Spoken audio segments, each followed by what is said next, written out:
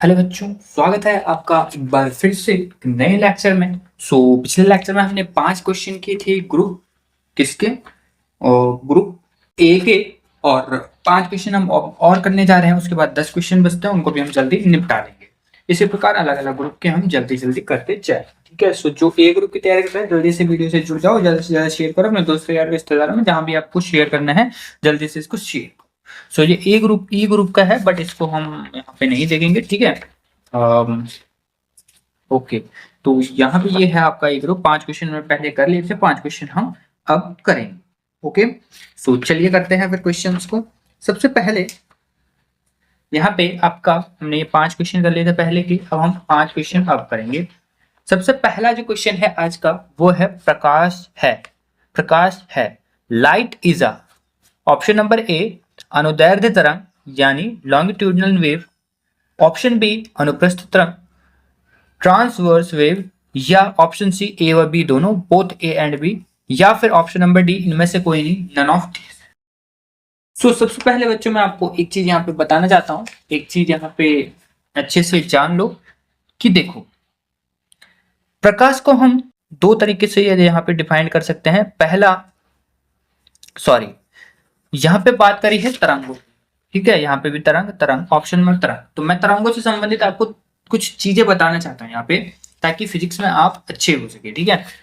यहाँ पे देखो, तरंग दो प्रकार से हम इसको डिफाइन कर सकते हैं। एक तरंग, पहले माध्यम की आवश्यकता, कि हमें माध्यम की आवश्यकता है या नहीं, मतलब मीडियम। आपको पता है ना, मीडियम अलग अलग, वायु, निर्वात तो कोई मीडियम है नहीं, जैसे वायु हो गया, ठीक है, ठोस हो गया, द्रव्य, मतलब कोई मीडियम, उसकी आवश्यकता के अनुसार तरंग सबसे पहले हम देखते हैं कि कितने प्रकार के होते हैं। देखो, दो प्रकार के होते हैं अगर हम माध्यम की आवश्यकता के अकॉर्डिंग बात करें। एक होता है यांत्रिक तरंगे, एक होता है विद्युत चुंबकीय तरंगे। विद्युत चुंबकीय तरंगे, जो विद्युत चुंबकीय तरंगे हैं बच्चों, वो हमेशा निर्वात में भी जो है क्या कर सकते हैं, निर्वात में भी क्या कर सकते हैं, निर्वात में भी संचरित हो सकते हैं, निर्वात में भी संचरित हो सकते हैं। लेकिन जो यांत्रिक तरंगे हैं वो निर्वात में संचरित नहीं होते हैं, निर्वात में संचरण नहीं होता है इनका। ठीक है, ये तो है माध्यम की आवश्यकता के अनुसार। अब विद्युत चुंबक निर्वात में संचरण, क्या प्रकाश का निर्वात में संचरण हो जाता है? क्या प्रकाश का निर्वात में संचरण हो जाता है? आप कहोगे हाँ। मैं पूछूंगा क्यों? क्योंकि देखो बच्चों, निर्वात में, अगर निर्वात में प्रकाश संचरण नहीं हो पाता तो शायद पृथ्वी तक प्रकाश सूर्य का नहीं आ पाता। तो इसका उदाहरण है प्रकाश। अब क्या स्पेस में, अंतरिक्ष में हमें आवाजें सुनाई देती हैं? हमें आवाजें सुनाई नहीं देती हैं। तो इट मीन्स ये आंतरिक तरंग का उदाहरण क्या है? ध्वनि। आई होप आपका ये क्लियर हुआ होगा। ठीक है। अब दूसरा जो तरंग को डिफाइन करेंगे वो डिफाइन करेंगे माध्यम के कणों की गति के कारण। माध्यम के कणों का दोलन मतलब यूं यूं यूं ऐसे लहरा के हुए, कणों का मतलब कण किस प्रकार से कंपन कर रहे हैं उसके हिसाब से कणों का दोलन या कंपन, आप जो भी लिखना चाहते हैं लिख सकते हो। तो दो तरीके से होता है बच्चों, एक होता है अनुप्रस्थ और एक होता है अनुदैर्ध्य। ठीक है, अनुप्रस्थ और अनुदैर्ध्य। अनुप्रस्थ में क्या होता है बच्चों, आपने अनुप्रस्थ में देखा होगा, अनुप्रस्थ में आपने कुछ इस प्रकार से देखा होगा, यूं एकदम लहराते हुए ये। और अनुदैर्ध्य में ऐसे में इस डायरेक्शन में जा रहा है तो इसी डायरेक्शन में, मतलब इस डायरेक्शन में, और इस डायरेक्शन में, मतलब जिस डायरेक्शन में जा रहा है उसी डायरेक्शन में जा रहा है। आई होप आप इस चीज को समझ रहे होंगे। तो अगर हम अनुप्रस्थ की बात करें तो अनुप्रस्थ में इस प्रकार से तरंग जो है चलता है और अनुदैर्ध्य में इस प्रकार से सीधा तरंग चलता है। आई होप आपने यहाँ पे समझ लिया होगा। अब जो अनुप्रस्थ है, ये जब ये ऊपर की ओर जा रहा है तो इसको बोलते हैं बच्चों हम श्रृंग। क्या बोलते हैं इसको? श्रृंग। फिर ये जो नीचे जा रहा है, गर्त बोलते हैं ना, गर्त, ये मतलब नीचे जा रहा है, इसको बोलते हैं गर्त। फिर जब ये ऊपर जा रहा है फिर ये श्रृंग, फिर ये जो नीचे आ रहा है गर्त, श्रृंग, गर्त, इस प्रकार से चलता है। लेकिन आपने स्प्रिंग देखा होगा, एक स्प्रिंग देखा होगा आपने इस प्रकार से। अगर मैं इस स्प्रिंग को यूं खींचूंगा, कैसे? यूं, अगर मैं इसको ऐसे दबाऊंगा, यूं ऐसे दबाऊंगा तो फिर से ऐसे छिटकेगा, ऐसे दबाऊंगा फिर से ऐसे छिटक के जाएगा। तो मतलब ये सिकुड़ रहा है फैल रहा है, सिकुड़ रहा है फैल रहा है। तो ये जो गति इसकी हो रही है ये हो रहा है अनुदैर्ध्य, अनुदैर्ध्य तरंग के रूप में इस प्रकार से गति होती है। ठीक है, तो इसको जब भी हम इसको चिपकाते हैं, पास पास लाते हैं, तो इसको बोलते हैं संपीड़न। जैसे श्रृंग और गर्त है यहाँ पे, उसी प्रकार ऐसे इसके जब पास आ जाता है तो संपीड़न, दूर जाता है तो विरलन इसको कहते हैं। आई होप आप इस चीज को समझे होंगे। ये उदाहरण है इसका, और ये जो है ये इसका है अनुप्रस्थ तरंग का। आई होप आप इस चीज को यहाँ पे समझ रहे हैं। अब जो प्रकाश है वो हमारे ऐसे में चलती है, यानी अनुप्रस्थ ऐसे में चलती है वो हमारी। ठीक है, तो यानी जो ये प्रकाश अनुप्रस्थ तरंगों के रूप में चलती है, यानी हमारा जो ऑप्शन है वो कैसे कहां पे हो जाएगा, हमारा जो ऑप्शन है कौन सा सही हो जाएगा, यहाँ पे देखो प्रकाश अनुप्रस्थ तरंगे होती हैं, साथ साथ में प्रकाश जो है विद्युत चुंबकीय तरंगे भी होती है, क्योंकि प्रकाश जो है निर्वात में चल सकती हैं, प्रकाश निर्वात में चल सकती हैं, इसलिए प्रकाश को हम विद्युत चुंबकीय तरंग भी कह सकते हैं।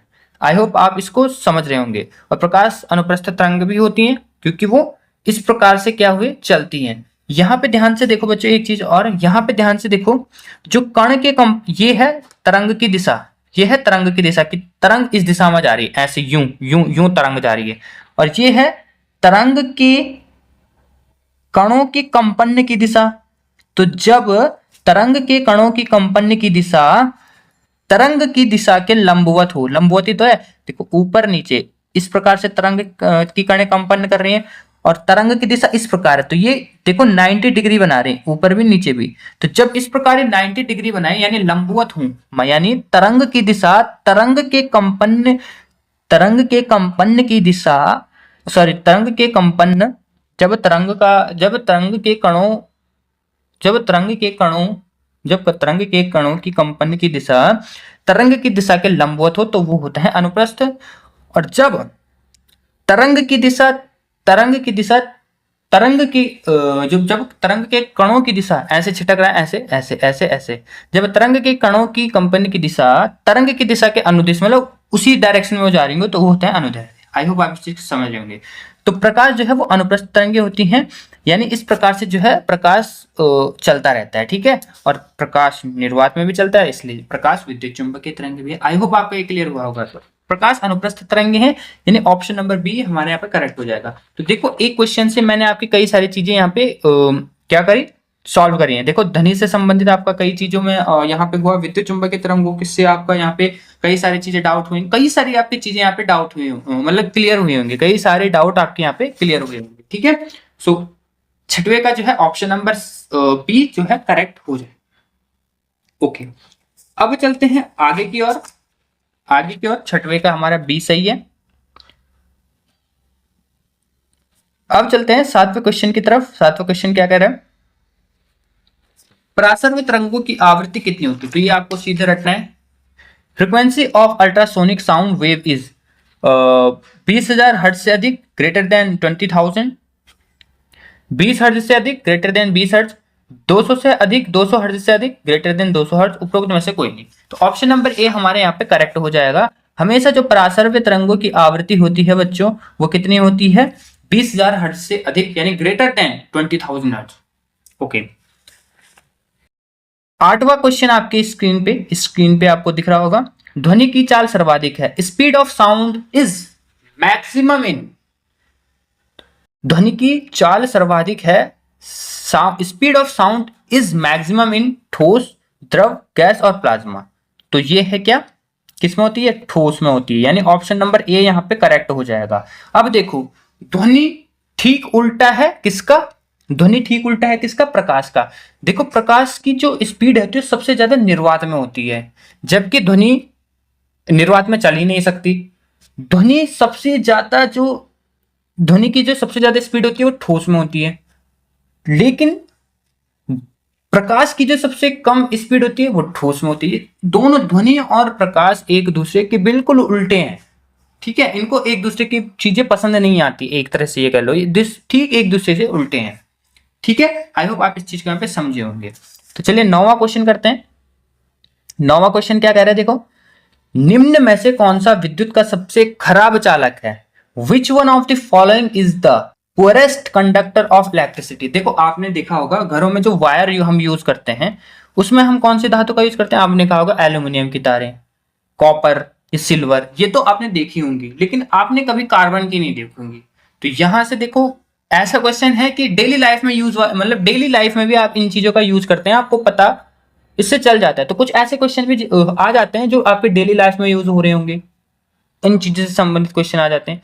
तो ये आपके प्रेजेंस ऑफ माइंड पे डिपेंड करता है कि आप आधे से ज्यादा क्वेश्चन किस प्रकार से आप यहाँ पे कर रहे हैं। ठीक है, सो ये कार्बन यहाँ पे करेक्ट ऑप्शन हो जाएगा। कार्बन सबसे खराब चालक है विद्युत का। ठीक है, लास्ट क्वेश्चन, अंतिम प्रश्न, अर्थिंग हेतु किस रंग के तार का उपयोग किया जाता है? Which colour wiring is used for earthing? तो ऑप्शन नंबर सी, सीधा सीधा आप इसको याद रखेंगे, लाल, हरा या पीला, ग्रीन एंड येलो, इस प्रकार की तारों का प्रयोग हम अर्थिंग के लिए करते हैं। आई होप आपका इस चीज क्लियर होगा। तो 5 क्वेश्चन हमारे लिए बहुत है आज की क्लास में, धीरे धीरे सारे क्वेश्चन करेंगे। सो आई होप आपको अच्छा लगा होगा और बाकी के क्वेश्चन नेक्स्ट वीडियो में आपको मिल जाएंगी। तो प्लीज इस क्लास को पूरी देखिएगा और मिलते हैं फिर नेक्स्ट क्लास में। तब तक बने रहे हमारे चैनल यूकेटी पाठशाला।